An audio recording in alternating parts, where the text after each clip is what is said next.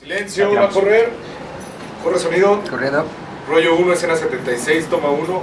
Todo empezó porque yo estuve trabajando en una universidad que es Westbridge University, dando clases de actuación. Y queríamos darle un sello distintivo a la generación, haciendo como que se graduaran con un proyecto que los lanzara a ellos al mundo profesional de alguna manera y que también consistiera en un reto para nosotros, ¿no? Fue en mayo del 2010.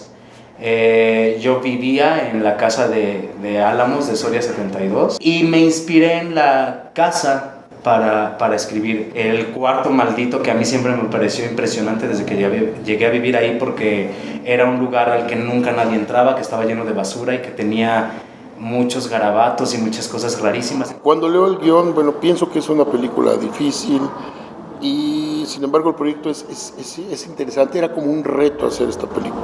Pero cuando me dicen el dinero que hay, realmente yo con la experiencia que tengo dentro del medio, pues me aterro, porque la verdad es que teníamos muy poco dinero para la película, ¿no? Y eso me dio un poco de temor de no poder sacar el rodaje completo, ¿no? Pero cuando hablo con la gente y veo que ellos están dispuestos, pues, en realidad a meterle el tiempo y a trabajar pues más de 8 horas, 10 horas o las horas que fueran necesarias. De hecho, hubo días que se fueron 20, casi 25 horas de rodaje, ¿no? Entonces digo, bueno, pues realmente si los chavos están dispuestos y quieren y tienen las ganas, pues ¿por qué no apoyarlos, no? Para empezar, conocí a una de las vecinas que había vivido en esa casa por 25 años, entonces ella sabía todo lo que había pasado, ¿no? o quiénes habían estado ahí antes. Lo primero a lo que me enfrenté fue cuando me contó que en ese cuarto donde yo me había encerrado a escribir, habían encontrado muerto a un tipo que se llamaba Carlos, y mi protagonista se llamaba Carlos. Fue una coincidencia. Después, esta misma chica me contó que había más gente que había muerto en esa casa y que en todo el departamento, que era un espacio muy pequeño donde se grabaron las escenas de Carlos y de Sonia, ahí había un chico que se había suicidado colgado. Fue como en uno de esos momentos de silencio en que acaba de dar indicaciones el director y ya íbamos a poner cámara y tal. Había 2 muñecos que tenían un sistema ahí como que hacían un sonido. Y de repente estas cosas empezaron a sonar, así, era ahí un sonido rarísimo. Entonces todos volteamos a ver como qué onda, ¿no? Y como que hasta se movían, ¿no? Agarraron estas cosas, las abrieron y no tenían pilas. Estamos en el Parque Álamos. Aquí grabamos muchas de mis secuencias y aquí fue donde conocí a una vagabunda. Son cosas que te sorprenden, que dices, wow, ¿cómo es posible que una vagabunda con perros en el mismo parque, mi personaje en carne propia se llame como yo, ¿verdad? Entonces sí, son cositas que la película nos ha estado dando, nos sorprende. Creo que le atinaron a la locación porque proyecta una esencia que inspiraba para hacer tu trabajo. Un sentimiento de que no estábamos solos, ¿sabes? De que estábamos tratando de contar una historia donde no solamente los humanos somos los protagonistas, sino que había una coalición de espíritus y humanos todo junto. Y creo que eso lo sentimos todos. Una de las experiencias que yo tuve como de terror o de susto cuando estábamos postproduciendo la película, me acuerdo muy bien que empezamos a hacer una escena y nos estábamos involucrando muchísimo con el libro Maldito. Cuando la empezamos a postproducir yo me empecé a meter muchísimo en el tema, empecé a investigar muchísimo sobre los demonios, leí libros, me empecé a meter muchísimo, que una vez que lo terminé de leer me puse a trabajar y ¡fum!, se me fue la luz. Entonces me enojé muchísimo, me acuerdo que le dije de cosas al demonio, me llegó la luz y se me volvió a ir y me la tronó. Terminando la secuencia, llega uno de los caseros, uno de los dueños de ese lugar, a decirme que tuviera mucho cuidado, que yo no sabía muchas cosas que habían pasado en esa casa, pero porque por lo que él veía, yo tenía que saber, ¿no? Aquí donde tú estás haciendo esta escena, vivió una mujer hace mucho tiempo que se dedicaba a hacer abortos y que la encontraron muerta tiempo después.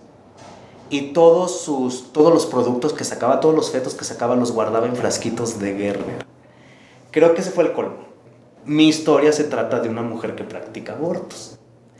Y los chicos de arte, Koyak y Mariana, habían encontrado en ese lugar, entre muchos otros objetos que había ahí ya de basura de años, un montón de cajas con frascos de Gerber, y con eso habían hecho ellos el arte sin que nadie supiera para qué demonios habían servido esos frascos de Gerber. Te estoy hablando de que de todo esto nos fuimos enterando a lo largo del rodaje, o sea, ni siquiera cuando hicimos el guión. No, ya el guión ya existía, ya había un Carlos ahí, ya había un tipo ahí que se suicidaba, ya había una mujer, todo eso ya estaba en un guión. Y yo ni idea tenía. ¿Sabes? O sea, iban coincidiendo cosas del guión con cosas de la realidad. Durante el tiempo que escribió el guión y se filmó la película, el director vivió ahí. Entonces, yo estoy convencida que el tiempo que él estuvo escribiendo el guión, seguramente pues anteneó cosas que pasan en el lugar y de pronto ya no era su imaginación, ¿no? Está en el aire, está en las paredes y pues lo escribió. Se puede cuando se quiere lograr algo. Y pues creo que somos un ejemplo vivo, un ejemplo actual, un ejemplo palpable, un ejemplo que se vive a diario, que el que vendrá pues se realizó bajo estas circunstancias y sin embargo está llegando a un buen término, está llegando a un proceso de culminación. Es una película que sentí que valía la pena hacerla. ¿Por qué? Porque era un tema que poco se trata en México. Realmente es un género de suspenso, tampoco es el terror, y fue una de las cosas que quisimos cuidar durante el rodaje, no caer un poquito pues en efectos especiales, en cosas estas que pues, por falta de dinero después no quedan bien realizadas. Feliz de que se logró, de haber conocido a la gente que se conoce y pues convivir con toda esa gente, ¿no? Eso sí es lo que se extraña. Fue una experiencia muy divertida en la que aprendí mucho, en la que viví, y a mí me encantaría seguir teniendo esa emoción al despertarte de ir a grabar a esa locación y todo eso. La cuestión de que sea bajo presupuesto como que obligó a todo el equipo de producción a ser mucho más creativos y a utilizar lo que teníamos de una manera mucho más eficiente, ¿no? Creo que cada proyecto que inicias es un reto, ¿no? Pero si tú crees en el proyecto, si tú crees en lo que vas a iniciar, no tienes por qué detenerte, ¿no? Y cuando encontramos quienes produce, bueno, pues lo que hacemos es indebidamente y equivocadamente, pero volvernos hombre orquesta, ¿no? De repente dices, alguien me presta la cámara o yo tengo la cámara y vamos a filmar y vamos a iniciar el documental. Y si es un proyecto de ficción, como en este caso, bueno, es rodearte de un grupo de gente entusiasta que crean y que le apuesten al proyecto. Mórbido es un festival muy, muy importante y que no acepta cualquier tipo de trabajo, cualquier película, ¿no? Entonces, cuando nosotros, la gente de Mórbido nos dice que quiere pasar incluso como una copia de trabajo para conseguir capital, nos entusiasma mucho, porque entonces